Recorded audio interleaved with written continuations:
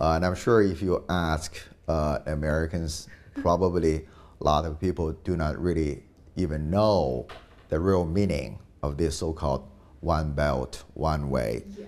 What that means, what this is perhaps currently at the stage of an idea, a notion, and it's becoming the initiative and the program.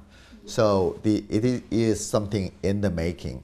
I think this is a great moment for all of us who are interested in the initiative to actually spend some time, being open-minded, and really think and learn, what it really means for their own country and for the rest of the world, particularly for the countries, that are related and associated, with this one belt, one way. But this is a huge. This is really a grand initiative that are complex and that are far-reaching, and it takes great visions to conceive an initiative like this.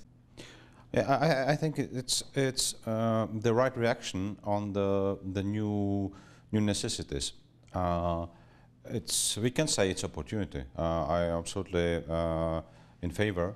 I think it's opportunity for China, but also for those who will participate. And I think it's something which is coming from the natural knowledge of the real situation. So we are, as I said, we are very interdependent today.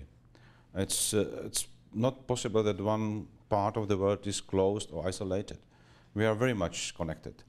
And to make the better use of this connectivity, we can use different methods. And this is one of the good methods we can use. Connectivity is a core concept of 21st century. It's all is closely linked and connected for the global issues, in the global issues. Before the 21st century, all the actors, whether it is a state or sovereign state actors or non-state actors or multinational corporations, it exists separately as a node.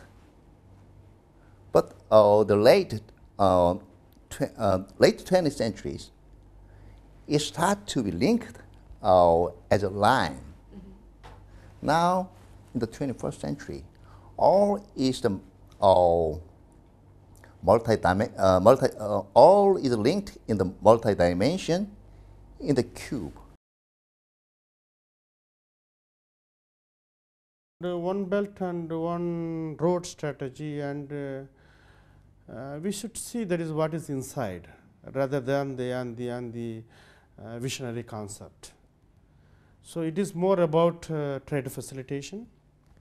It is more about infrastructure building, connectivity. So in that cases, we can say it is a kind of great grand vision for co-prosperity that exists among the nations.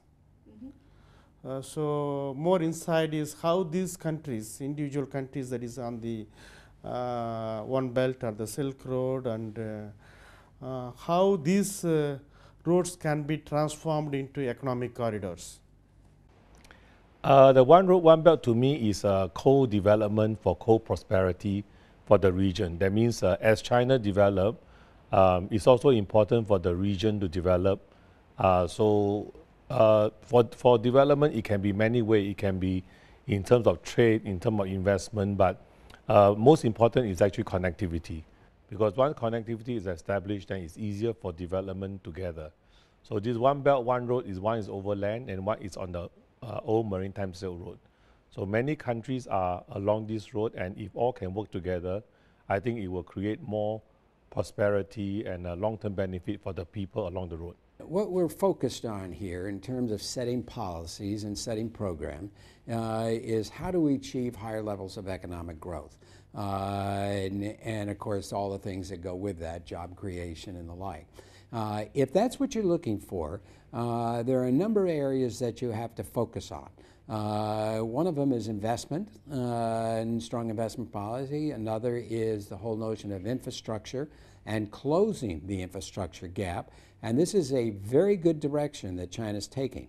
And when you talk about connectivity, if you are going to have a solid, domestic economy, and you're going to have a very strong country by which you can also import products, you're going to have the ability to move around effectively. And therefore, closing the infrastructure gap is a critical component. So I think this is terrific leadership on the Chinese government's part,